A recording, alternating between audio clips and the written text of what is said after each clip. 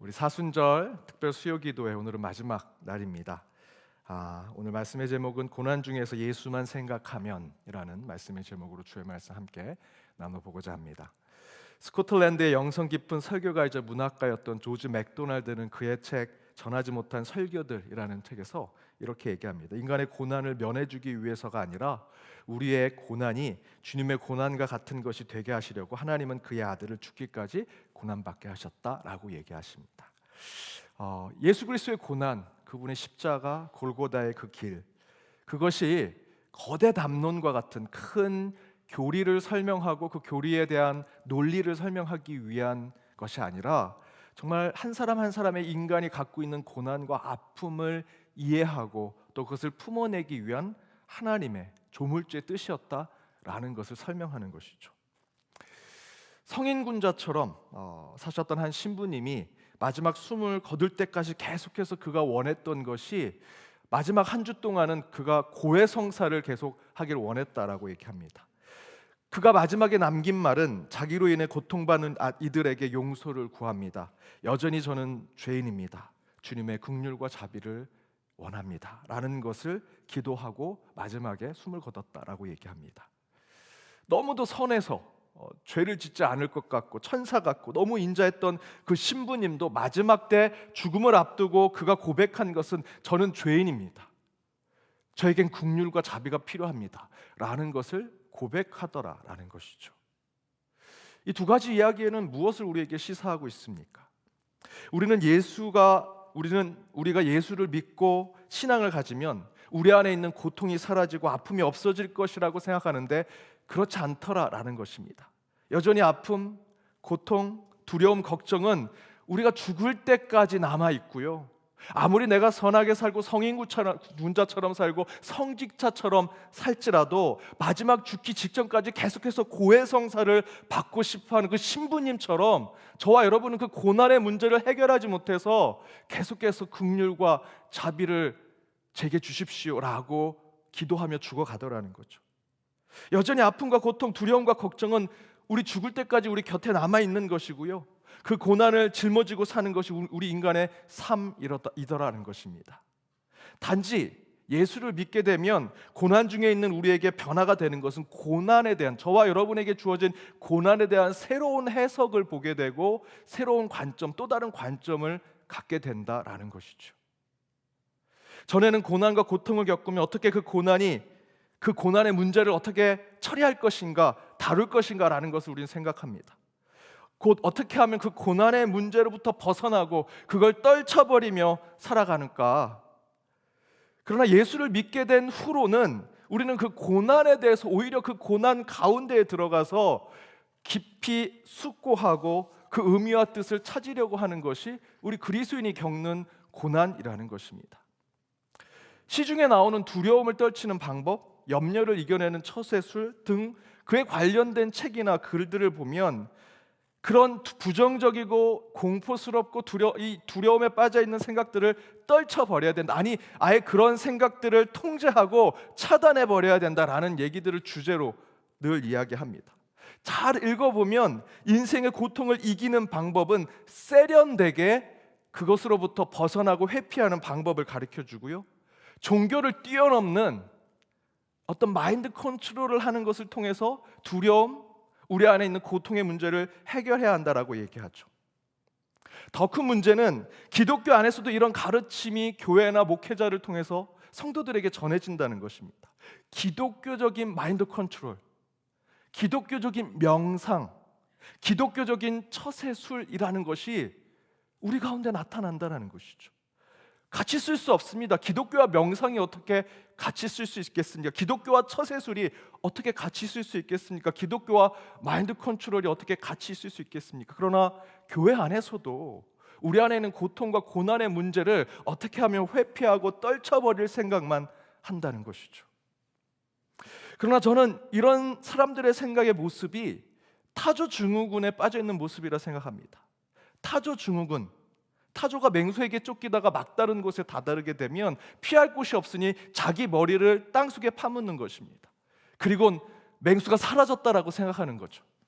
물론 이 사실이 정말 맹수가 쫓아서 그렇게 피하려고 하는 것이냐라는 진위 여부에 대한 것이 있지만, 어쨌든 우리가 사는 세상 속에서는 두려움을 회피하려고 하고 고난과 고통에 대한 문제를 우리 눈앞에서 사라지면 그것이 다 끝난 것이다라고 생각하는 그런 모습이 우리 가운데 있다는 것입니다.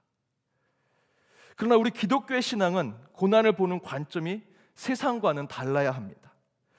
제가 사순절 설교로 줄기차게 말씀드리고 있는 것이 있는데요, 크리스찬이 되었다고 바울처럼 다메섹 도상에서 정말 환상 가운데 예수를 만난 분들, 인격적으로 그렇게 하나님을 만난 분들 이 자리에 많이 앉아 계실 거고요, 수많은 믿음의 선배들처럼 성령 체험하고요, 특별한 경험을 하는 것으로 하나님 믿게 되신 분들이 이곳에도 많이 계실 겁니다. 그렇다고 여러분 높은 직분을 갖고 저처럼 목사가 되고 성직자가 된들 우리 안에 고난이 사라지거나 그것이 비껴가거나 없어지지는 않더라는 것이죠. 오늘 본문에 바울도 그 다메섹 도상에서 환상 가운데 예수를 만난 사람입니다. 그러나 그가 겪었던 고난에 대한, 여러분 본문을 읽으시면 아시겠지만 엄청난 고난을 받았습니다. 환상 가운데 예수를 만났는데, 그럼에도 불구하고 저와 여러분은 여전히 고난과 고통의 문제가 우리 안에 있다는 것이죠. 성직자가 되어도, 장로님이 되어도요, 신앙의 영수가 깊어져도, 앞에서 말씀드렸던 대로 그 성인 군자와 같은 신부님도 마지막에 가서 죽기 직전은 계속해서 고해성사를 하며 자신의 고통에, 자신의 영적으로 자신을 짓누르고 있는 죄의 문제를 계속해서 고해성사하려고 했던 모습처럼, 저와 여러분이 아무리 신앙이 좋다 한지라도 여전히 고난의 문제는 우리 안에 있다는 것입니다. 지난번 말씀드렸던 대로 제 모교회 옆에 실제로 점집이 있었고요, 무당이 정말 잘 나가는 점집이 있었는데 그 점집의 무당이 암에 걸려서 죽었습니다.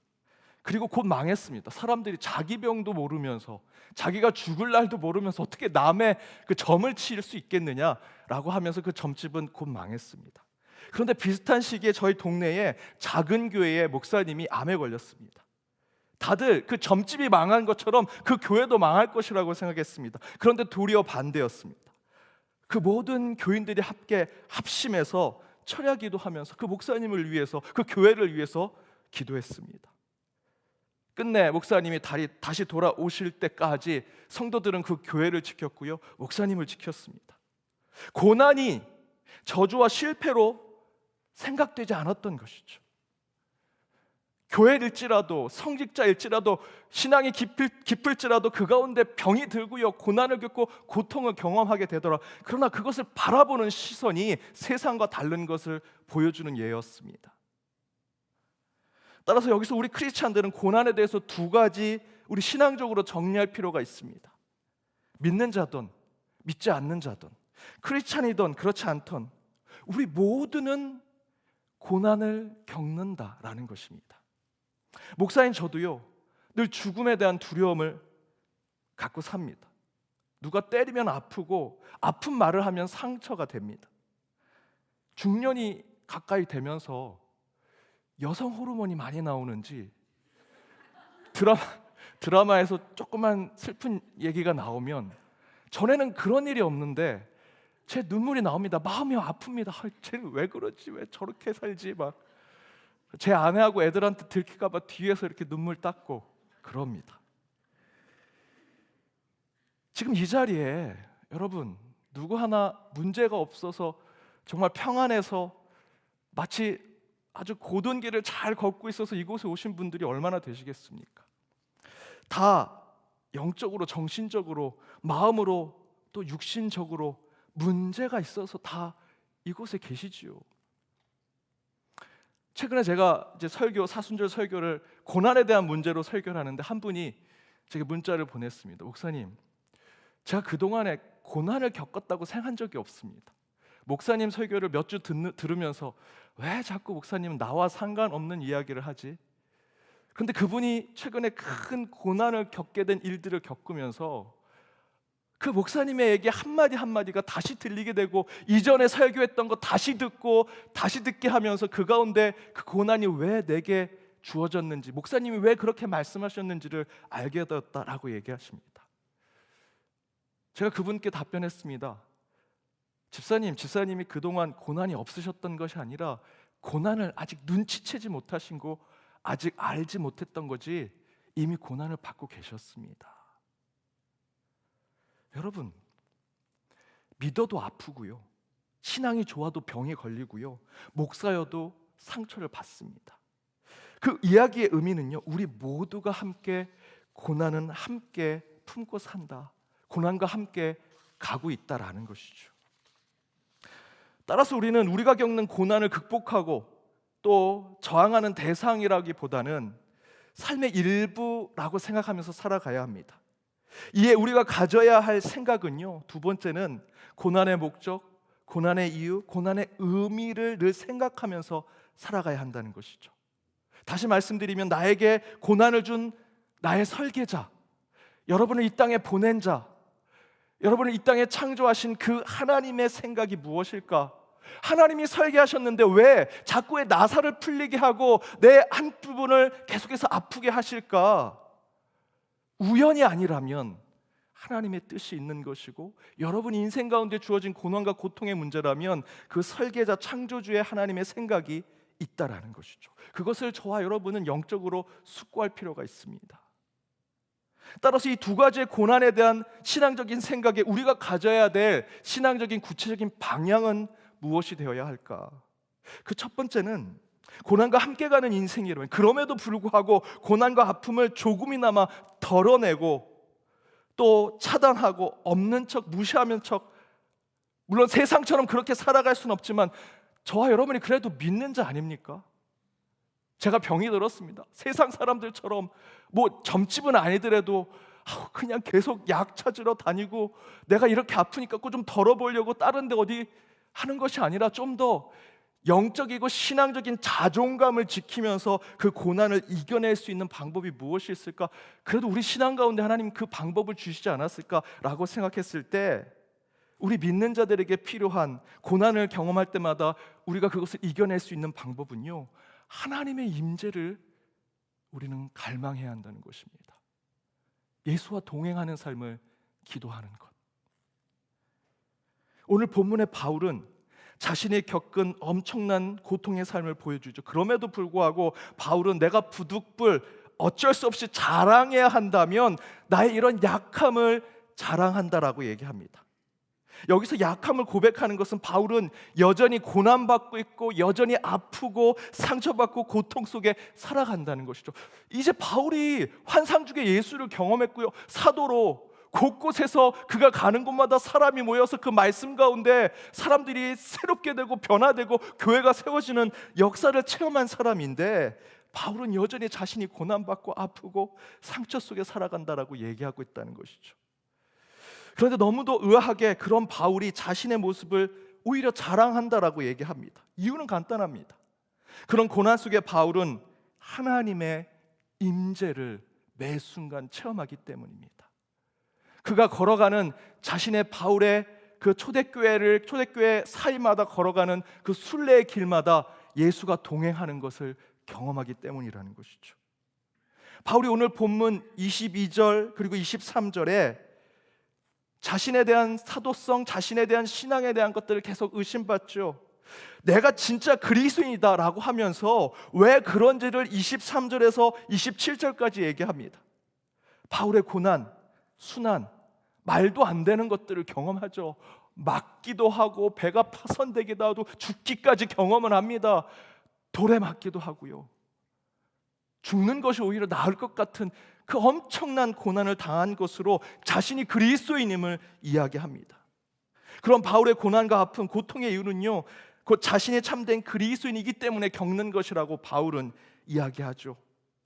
그런데 그런 약함, 고난, 그것으로 하여금 바울이 자신이 오히려 그것을 자랑하게 된 것은, 그렇게 자신이 약하게 되고 그렇게 낮은 곳에 있는 자가 됨으로써 그가 자기 자신을 포기하게 되죠.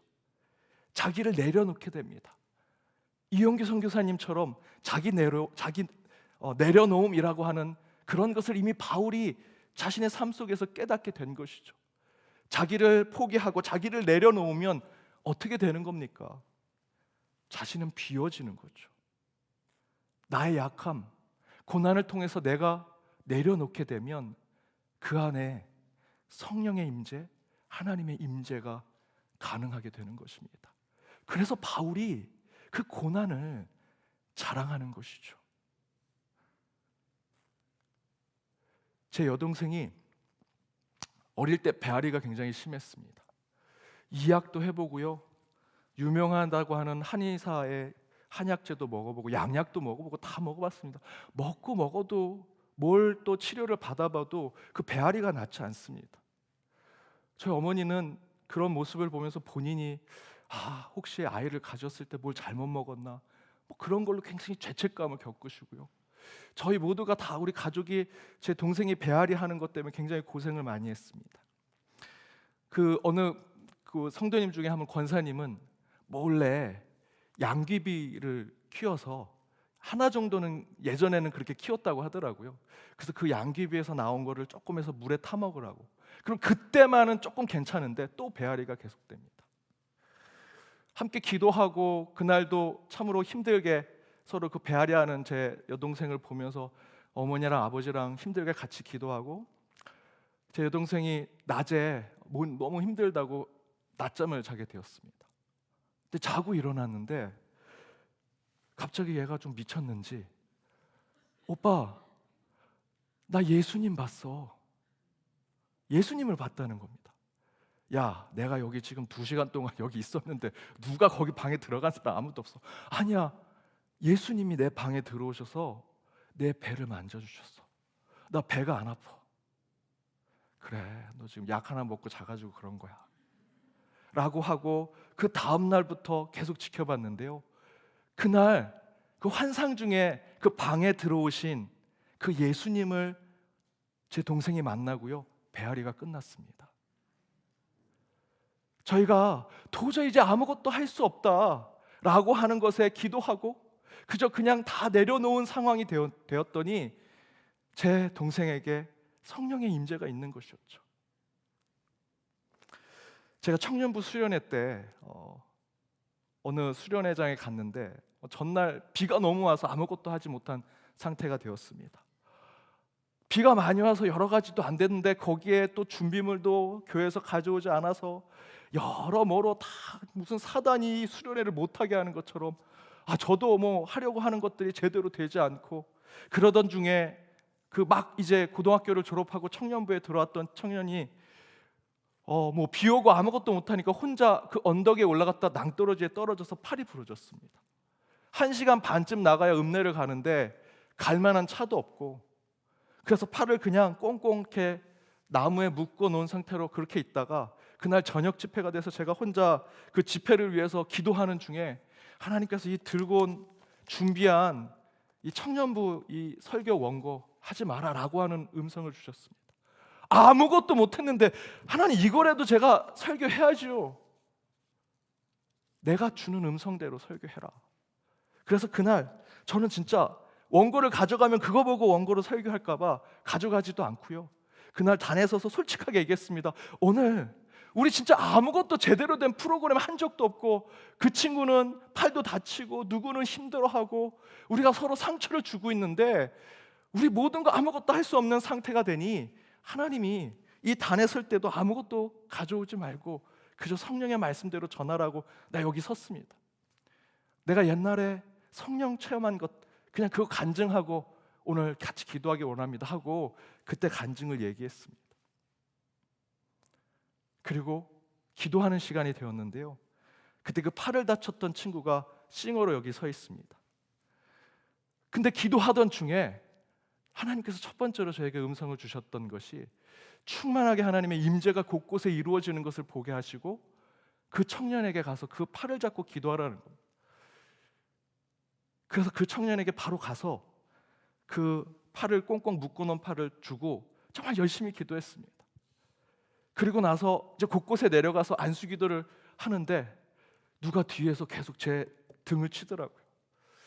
이게 설마 귀신은 아니라 하고 돌았는데 이 청년이 붕대를 풀고 정말 죽은 나사로가 나는 것처럼 붕대를 풀고, 목사님 팔이 안 아파요. 부러진 뼈가 붙었어요.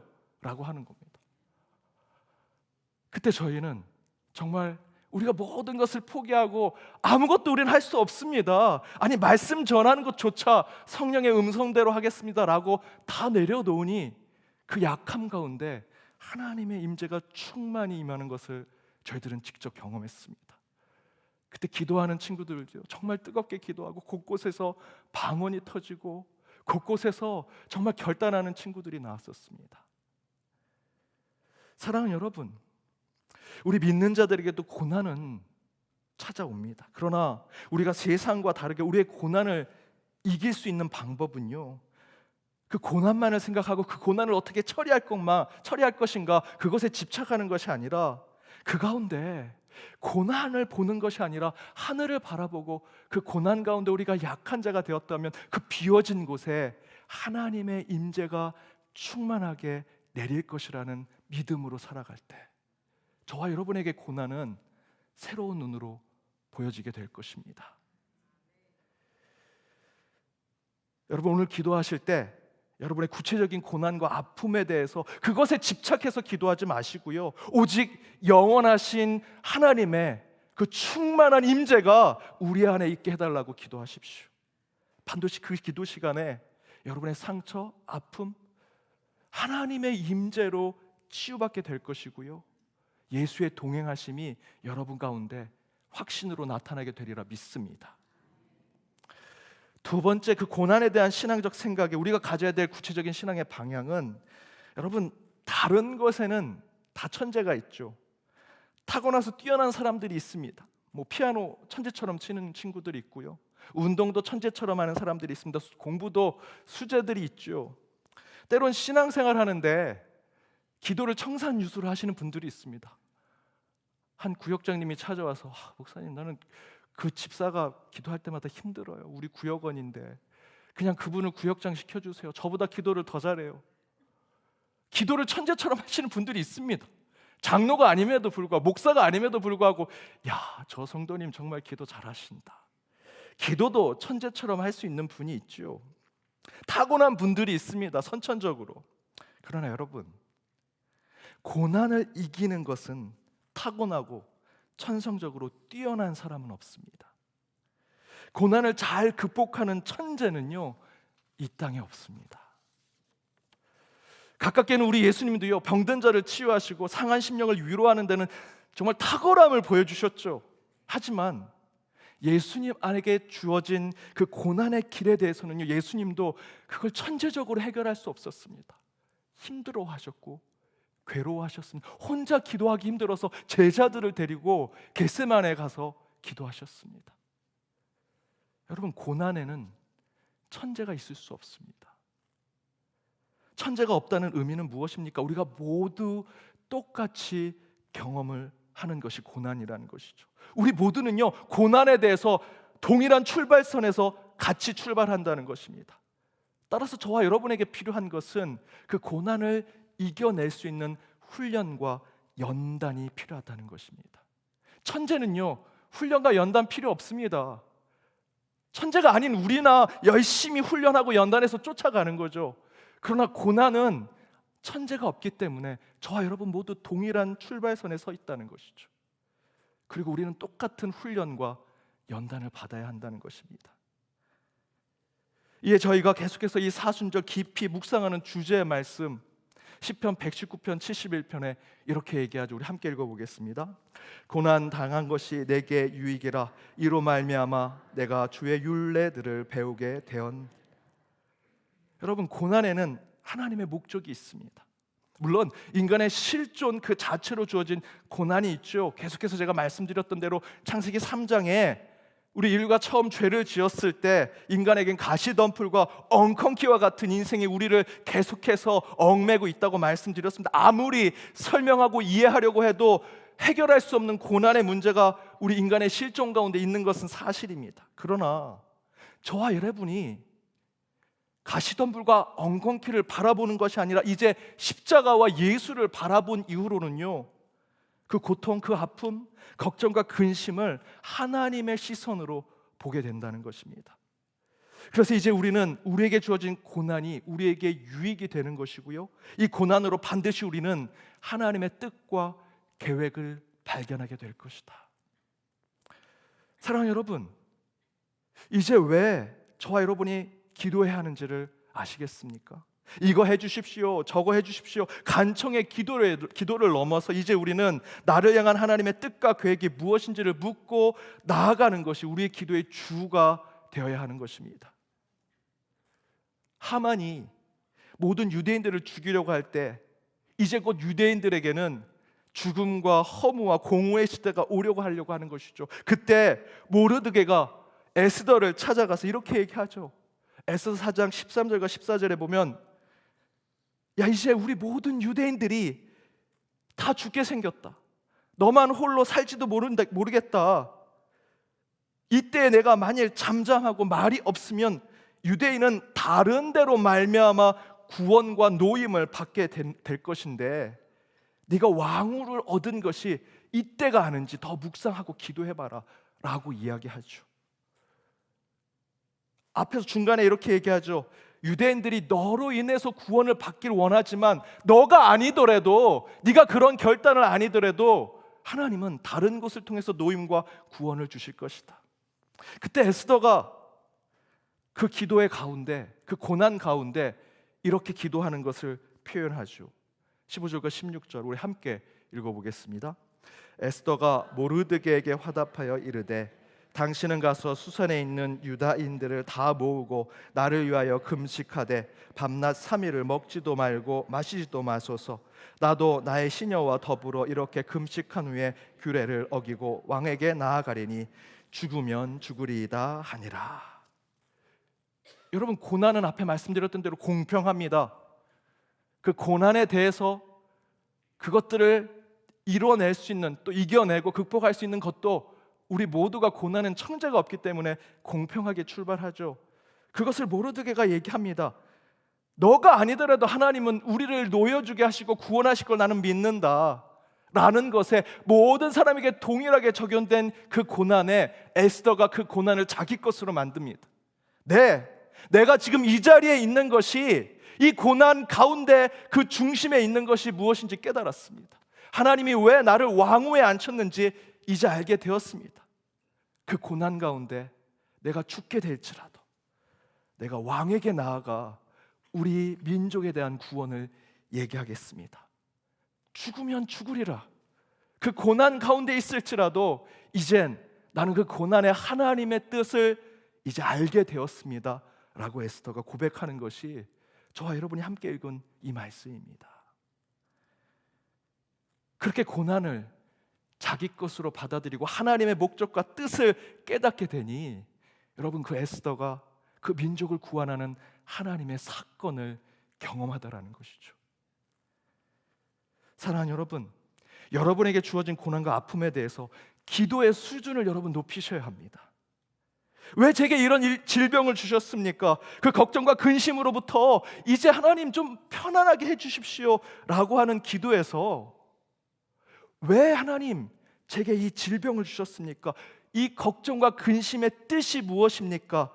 라는 것을 기도함으로 우리 고난 가운데 유익을 찾는 기도가 여러분 가운데 있어야 합니다. 치유받더라도 세상 사람들과 다르려면요, 왜 치유받는지 여러분 아셔야 합니다.